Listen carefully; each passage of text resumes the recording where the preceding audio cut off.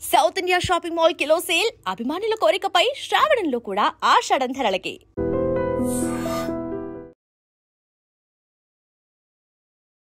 నమస్కారం, welcome to I dream. ధర్మ మార్గం విత్ విజిత కార్యక్రమానికి స్వాగతం.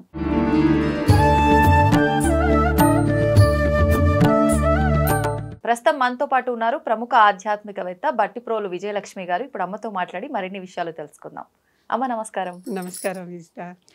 అమ్మ, ఈ స్త్రీలకు సంబంధించి రజస్వల దోషాలు అని చెప్పి అంటూ ఉంటారు. అసలు ఇవి ఎటువంటి సందర్భంలో ఈ దోషాలు అనేది మనకు వస్తూ ఉంటాయి? వీటిని మళ్ళీ మనం ఎలా నివారించుకోవచ్చు? వాటి గురించి వివరించండి.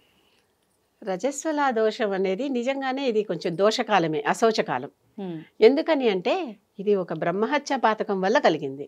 హత్య చేస్తే దోషమే కదా. అవునమ్మా. బ్రహ్మహత్య అంటే ఒక బ్రాహ్మణుడిని హత్య చేసిన పాపం పాతకం అన్నారంటే మహాపాపం అని అర్థం. ఆ బ్రహ్మహత్య పాతకం ఇంద్రుడికి ఒకసారి తగిలింది. ఓసారి కాదు, 2 సార్లు తగిలినాయి.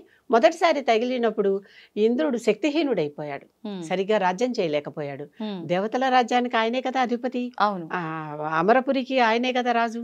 చేయలేకపోయినప్పుడు అందరూ కలిసి, దేవతలందరూ కలిసి ఆలోచించి కూర్చుని ఎట్లా అయినా సరే త్రిమూర్తులు అందరూ తలో చెయ్యి వేసి దీని నుంచి ఇంద్రుడిని ఉద్ధరించటం కోసం ఆ పాపాన్ని ఇంద్రుడి నుంచి తీసి 4 భాగాలు చేశారు. ఈ 4 భాగాలు నలుగురికి ఇస్తే ఇప్పుడు ఇంద్రుడికి పాపం పోయింది. ఇంద్రుడు మామూలుగా రాజ్యం చేసుకుంటే పాపం పోతుందంటారా? పంచుకుంటే అంటే అక్కడ పెద్దలందరూ కూర్చుని ఈ విధంగా కానీ పాపం తీసుకునేవాడేవాడు. అదే కదా. ఈ 4 భాగాలు చేశారు. సరే, ఆయన ఏదో అప్పు అనుకుందాం ఫర్ ఎగ్జాంపుల్, మనకి అదంటే తేలిగా అర్థమవుతుంది కనుక. 400 రూపాయలు అప్పుని తీస్తారో 400 ఇక్కడ పెట్టి ఈ అప్పుని ఇంకోళ్ళని తీర్చమంటున్నాం. ఎవరు తీరుస్తారు? అప్పుడు నలుగురు వచ్చారు. 1 భూమి, 2 చెట్టు, 3 సముద్రం, 4 స్త్రీ. ఈ నలుగురు 4 భాగాలు తీసుకుని ఈ పాతకం మేము మోస్తాము అని ఒప్పుకున్నారు. ఇప్పుడు మొట్టమొదటిది ఈ భూమి అన్నాను కదా.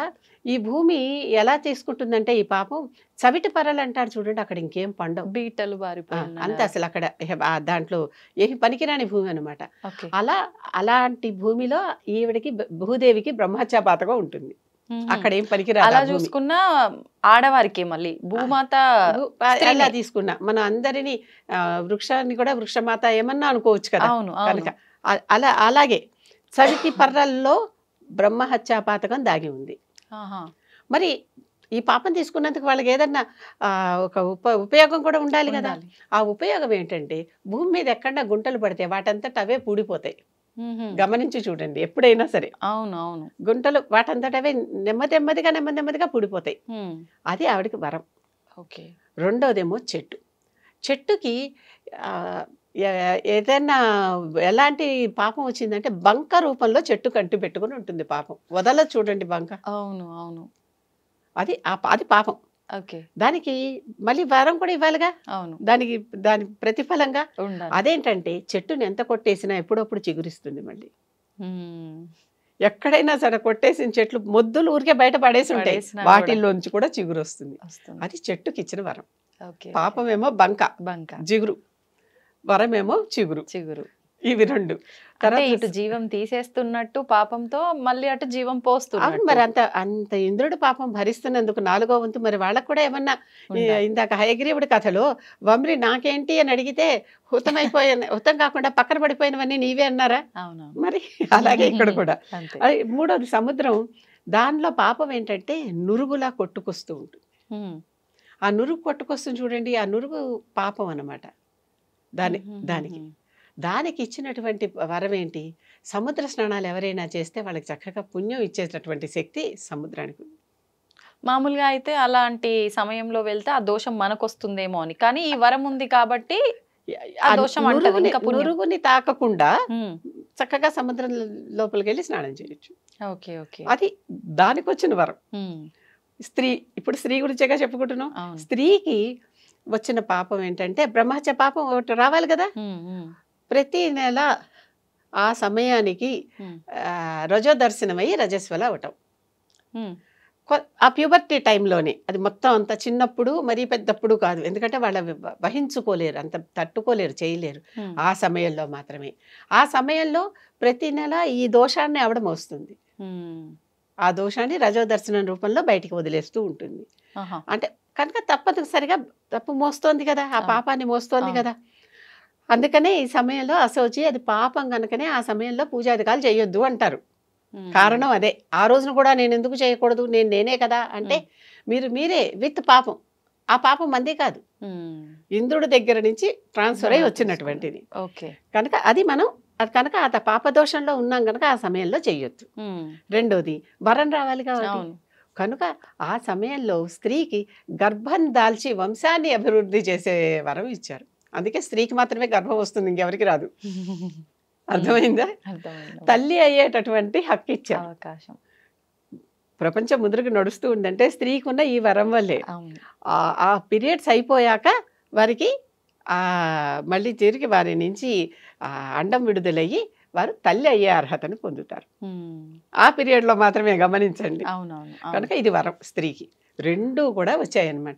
కనుక స్త్రీకి రజస్సుల దోషం ఏంటి, ఇదంతా చెత్త మాకు ఎందుకు వచ్చింది అని బాధపడేవాళ్ళు ఒకప్పుడు స్త్రీలందరికీ ప్రతినిధిగా అక్కడి నుంచి ఇంద్రుడి నుంచి పాపాన్ని స్త్రీలకి ఒక 4వ భాగం అందరు దేవతలు కలిసి త్రిమూర్తులు వీళ్ళందరూ ఇచ్చారు. అంటే ఇప్పుడు కొత్తగా మనం ఇక్కడ మెచ్యూర్ అయినప్పుడు జాగ్రత్తలు పాటించకపోవటం వల్ల, నెలసరి సమయంలో పాటించకపోవటం వల్ల వచ్చే దోషాలు అయితే ఏమి కావు. ఒకవేళ అంటే అలా ఉన్నా కూడా ఇక్కడ హెల్త్ ప్రాబ్లమ్స్ వస్తాయేమో. అది అశోచమైన సమయం అన్నాం కదా. అశోచమైన సమయంలో వేరే చేయకూడని పనులు చేస్తే వచ్చేటటువంటి దోషాలు వస్తాయి. అవి ఎలాంటి దోషాలమ్మా? అంటే మరి పాపమే అది కూడా. ఆ సమయంలో పూజ చేయొద్దన్నారు, కానీ లోపల జరిగే నిరంతర మన లోపల ఎప్పుడు ఆత్మ స్వచ్ఛంగానే ఉంటుందమ్మా. దేహానికే ఇదంతా ఈ సమస్య. లోపల ఆత్మ ఎప్పుడు కూడా శుద్ధ స్ఫటికంలా వెలుగుతూ ఉంటుంది, ఆత్మజ్యోతి వెలుగుతూ ఉంటుంది కదా. అవును. అంటే మనం భౌతికంగా చేయాల్సిన విధానాలు చేయకపోయినా మనసులో స్మరించుకునేవి ఏమైనా చేసుకోవచ్చు అంటారా ఆ సమయంలో? మరి కావాలని కాదు, అనుకోకుండా జరిగేవన్నీ జరుగుతూనే ఉంటాయి. అవును అవును. ప్రత్యేకంగా ఈ సమయంలో నేను చేసుకోవాలి అని చేసుకునే వద్దు. అర్థమవుతుందా? తెలియకుండా స్మరణలోకి వస్తే పర్వాలేదు, కానీ కావాలని చేయకూడదు. ఉంటాయి చూడండి. అవునవును, అవి వేరే, అవి వేరే. కనుక అది దోషం. ఎందుకంటే ఆ సమయంలో పూజ గదిలోకి వెళ్ళొచ్చా, గుడిలోకి వెళ్ళొచ్చా అని అడిగేవాళ్ళు చాలా మంది ఉన్నారు. వెళ్ళొచ్చా అంటే వెళ్ళకూడదు అనేది సమాధానం. ఎందుకు వెళ్ళకూడదు? ఆ సమయం మీరు పాపం మోస్తున్నారు. ఆ పాపం ఇంద్రుడితే పాపం మోస్తున్నారు మన శాస్త్ర ప్రకారం, మనకు అది. అవును. అంతేకాదు మెడికల్గా చూసినా ఫిజికల్గా చూసినా ఆ సమయంలో బాడీ నుంచి ఒక రకం ఓడర్ వస్తుంది, అది స్త్రీలకి తెలుస్తుంది. మన అనీజీనెస్ మనకి తెలుస్తుంది. అవును. అలాంటప్పుడు అలాంటి చోటకి ఎందుకు వెళ్ళటం? అంతే కదా. అవును అవును. ఇది సంగతి. ఇది ఈ రకంగా రజస్వల దోషం స్త్రీకి ఎందుకు వచ్చింది, దానివల్ల తల్లి అయ్యే ఒక కొత్త అర్హత ఎలా పొందింది.